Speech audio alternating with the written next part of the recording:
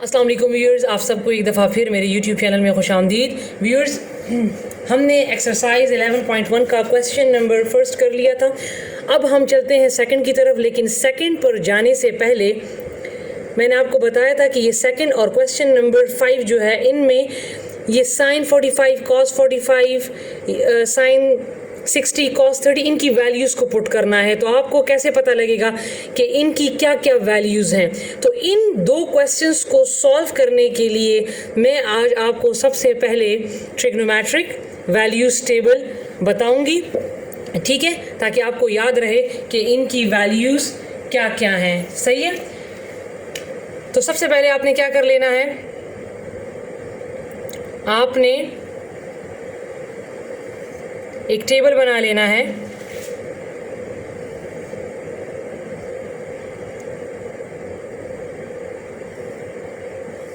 Sign, cos और ten के लिए, ठीक है।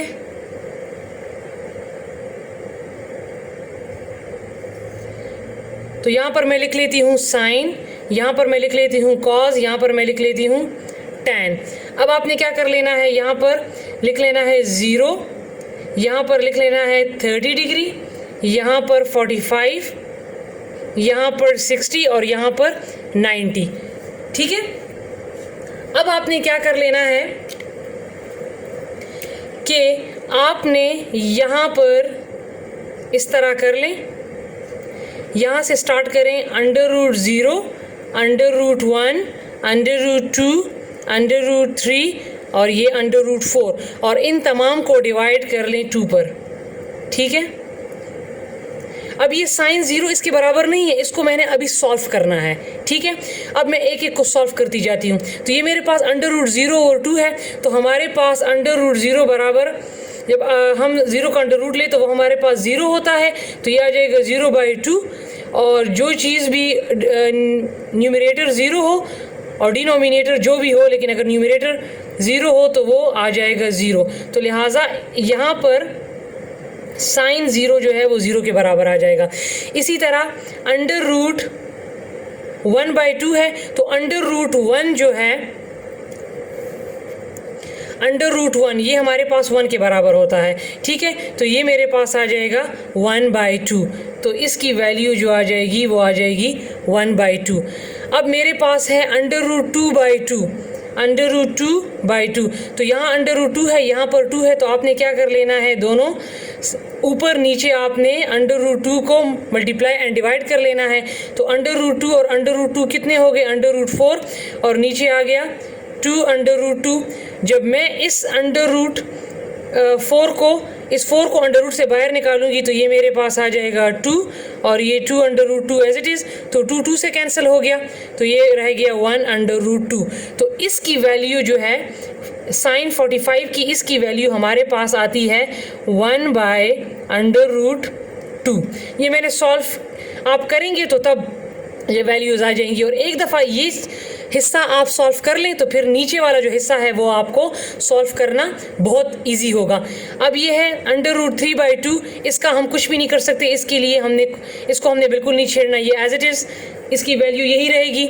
अब ये √4 है, ठीक है, √4/2, √4 जब 4 जब अंडर से निकलेगा तो 2 आ जाएगा, 2/2, तो ये कैंसिल हो जाएगा, तो ये आ जाएगा 1, तो इसकी वैल्यू आ जाएगी 1, ठीक है। तो साइन 0 की वैल्यू 0, साइन 30 डिग्री की 1/2, साइन 45 की 1/√2, साइन 60 की √3/2 और साइन 90 की जो वैल्यू है वो 1 है।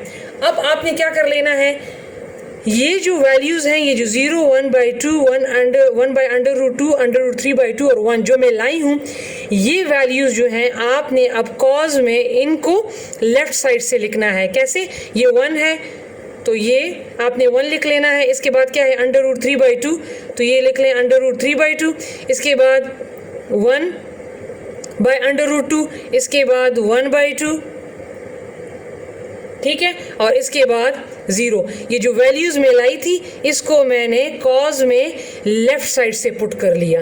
अब आपने क्या कर लेना है, अब हमने tan को फाइंड करना है, तो tan थीटा की जो आइडेंटिटी है वो हमारे पास है साइन थीटा और कॉस थीटा।